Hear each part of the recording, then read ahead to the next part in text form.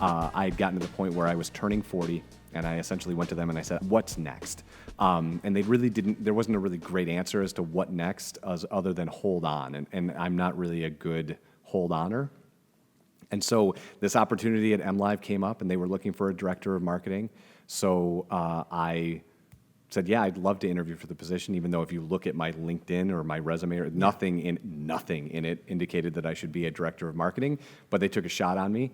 So that was a title, director of marketing for MLive? Yes. So Does that mean statewide or just Grand Rapids? No, it was statewide. Yeah. So right. So they took it they took an awesome shot on me, and great. And I can't say enough good things about that opportunity. And the first one of my first jobs though was to figure out a way to work on subscriptions for newspapers to millennials, which turns out is not an actual job, right?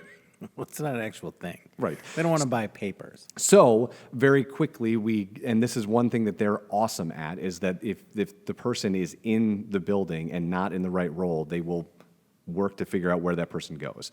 And so very quickly we ended up going back to what I was good at, which was social and that sort of thing. Mm-hmm. So very quickly, 9 months in, I was back to creating campaigns for clients and consulting for clients and keynotes and those sorts of things, which ended up being the lane I should have been in the first place. Yeah.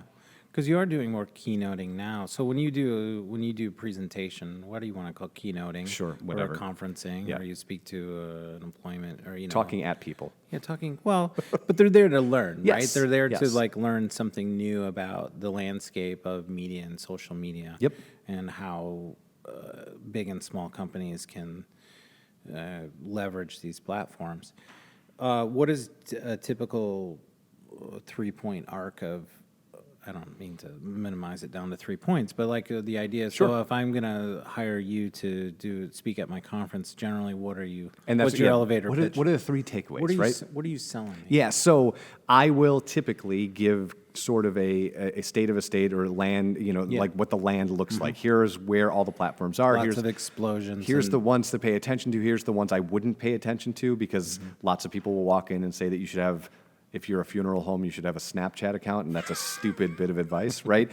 And then the second part is I'm actually going, and this is something I learned through watching others, and you will go and see some conferences and people will stand up on stage and they will talk about themselves, but not necessarily give you something you can do. Yeah. They will say, look at this amazing thing I made. Isn't that awesome? Everybody claps and we go away. And I wanted to make sure that if you were going to take a shot on me or a chance on me and bring me into your event, that I was able to leave you something that you could do right now. Yeah, so some practical, actionable items. So that is all Act 2 is. Here is the things that you can do right now. Right. And then Act 3, if they have the space or the ability to do it. Is this the curtain call? Is I prefer to do Q&A because I want them to tell me, what is your actual problem? Yeah.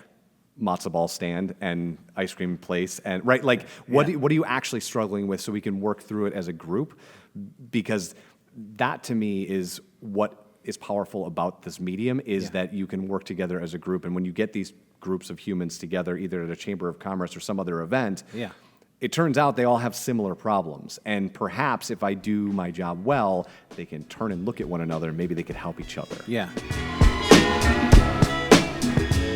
This Full Exposure podcast episode has been made possible through the support of Metro Health, University of Michigan Health, and Dr. Peter Hahn, who believe that creativity and the arts are essential to a rich, healthy, and fulfilling life.